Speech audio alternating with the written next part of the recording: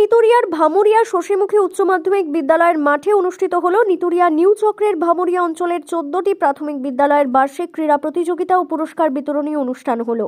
ভামুরিয়া অঞ্চলের প্রাথমিক বিদ্যালয়ে 168 জন ছাত্রছাত্রী 34টি ইভেন্টে অংশগ্রহণ করে।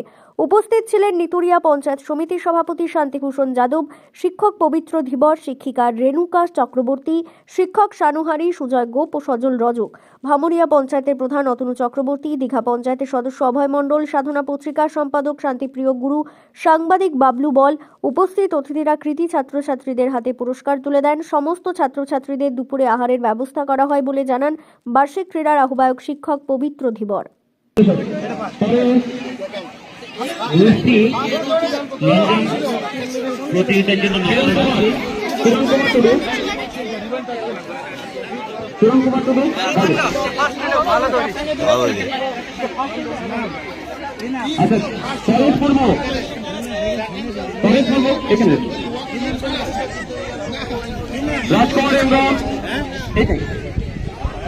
রাজকুমার ইমরান আরো আছে এখানে।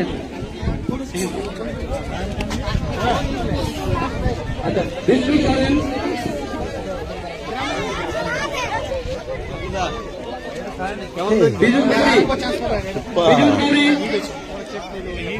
বিজু করেন লাইভটা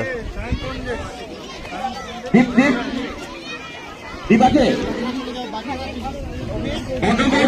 নিতুরিয়া